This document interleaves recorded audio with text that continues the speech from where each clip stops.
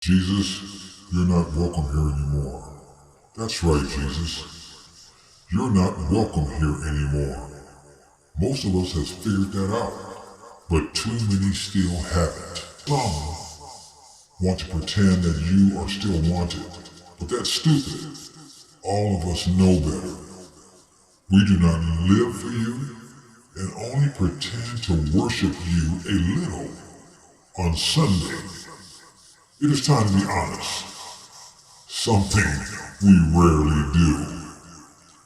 You are not welcome anymore because we don't need you anymore. Truth. Yes, back in the day, you claimed to be the truth. That was before we gained greater knowledge. We have our own truth now. Not only that, but everyone can decide for themselves what is truth. When Pilate asked you what is truth, he didn't know what we know now. My truth is mine, but I don't force on others. They have their own truth. We reject your truth as the only truth. Everyone gets whatever truth they want. That's freedom. That's truth. Love. You said that we must keep your commandments to love you, but that isn't so. Our truth says differently. We decide what loving you means. We love much of what you said, but we reject all of the unloving things they claim you said. We don't believe them, so they're gone, taken out of the Bible, and only your uncontroversial sayings is left for everyone to enjoy. In fact, we will arrest anyone who says unloving things in public. We have reached a level of being which will no longer permit anyone to say things we have determined to be unkind. We believe in love so much that we are teaching our children how to love each other. As early as kindergarten, we are teaching them about pleasure zones. No more hang-ups about the body. It has evolved wonderfully and should be shared. One day soon, society will realize that children should even be able to share themselves with adults. And why not? If they are old enough to decide on having a sex change operation, they should be old enough to decide who to have sex with. Love is unconditional, isn't it? Loving each other is good. Hate. You said love your enemies. No, we hate them. We hate all of them and will forever hate them. We hate anyone who tries to tell us differently than what we have already grown to know.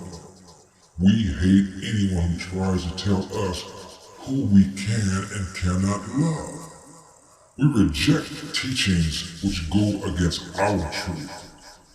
Like I said before, we rip those pages out of the Bible. We hate you too.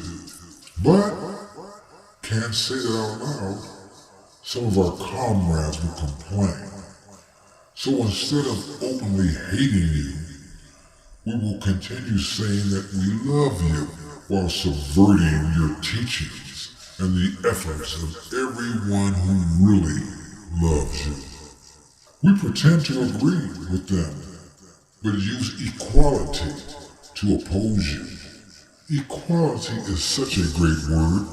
That is how we got you out of the schools and all type of pagan beliefs in the educational system.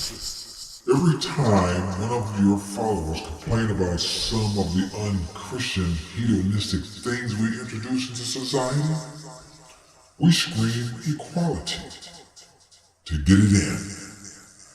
There are so many different ways to hate. We just love hating you while getting your followers to follow us thinking that they are following you. They are so stupid.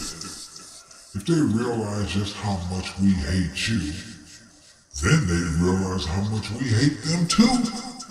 But we're satisfied with slowly destroying them. If they only knew what was happening to themselves, it would be shocking. Or maybe they would just keep doing whatever hateful things we dream up in the name of equality, forgiveness. You said that we must forgive others if we are to be forgiven. It's not going to happen. We will not forgive. If they cross us, we will get them. We think forgiveness is weakness. And since we really do not believe in you anyway, we are not forgiving anything. We will never forgive slavery.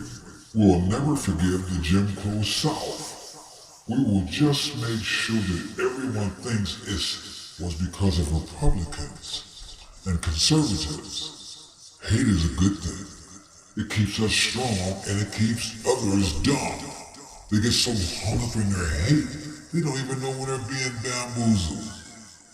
Forgiveness weakens us, so we want to stay strong and keep hating.